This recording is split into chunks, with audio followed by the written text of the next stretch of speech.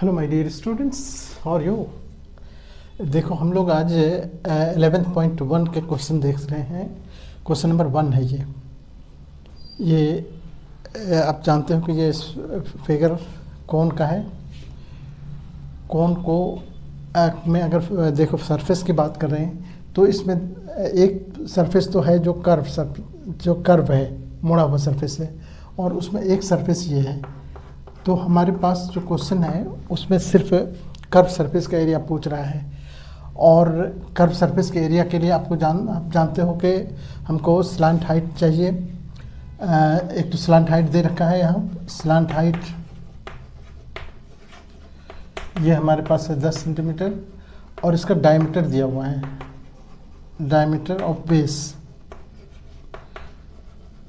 का डायमीटर है 10.5 सेंटीमीटर, जबकि हमको रेडियस की ज़रूरत है, इसलिए रेडियस इसका हो जाएगा कितना, रेडियस बराबर हो जाएगा 10.5/2 सेंटीमीटर, उसका आधा हो जाएगा। ये डायमीटर दे रखा है। अब कर्व सरफेस के लिए आपको इसमें फॉर्मूला आपको बहुत अच्छी तरह से याद होना चाहिए।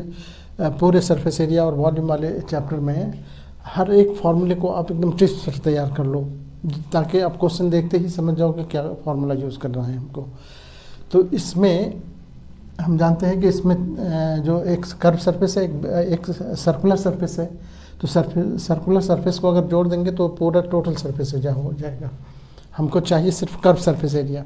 तो कर्व सरफेस के एरिया के लिए आप जानते हो कि CSA, उसको हम शॉर्टकट में क्या लिखेंगे, CSA of cone, curve surface area of cone. इसका फॉर्मूला क्या है, पाई चाहिए हमको, R चाहिए और L चाहिए, पाई R L। बस ये फॉर्मूला अगर याद नहीं है, बच्चे को कन्फ्यूज़न है, तो फिर दिक्कत होगी उसको। अब हमारे पास सब इन्फॉर्मेशन है। देखो अब हम पाई की जगह पर 22/7 रखते हैं, ठीक है।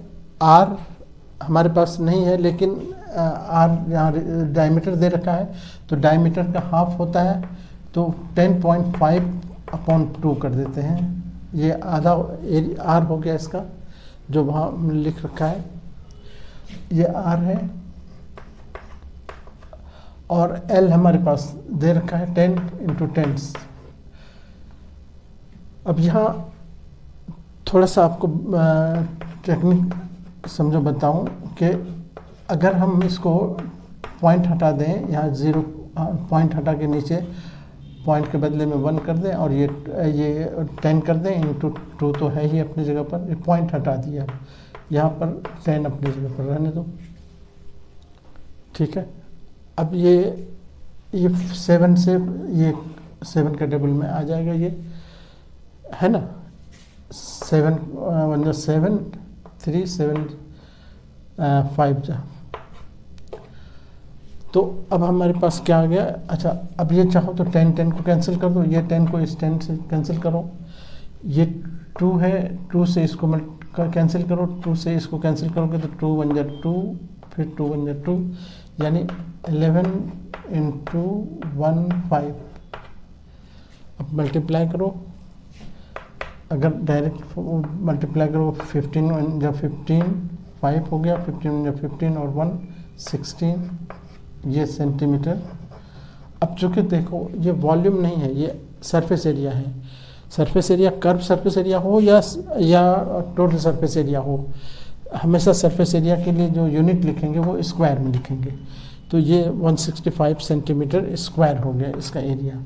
तो अब हम इसका, चूँकि हमको सिर्फ कर्व सरफेस निकालना था, अगर हमसे वॉल्यूम पूछता या टोटल सरफेस पूछता तब हम आगे इसका फॉर्मूला देखते हैं। हमारे पास सिर्फ था कि कर्व सरफेस निकालो, तो दिस इज़ द आंसर। ये यहाँ पर हम आंसर कर देंगे, ठीक है।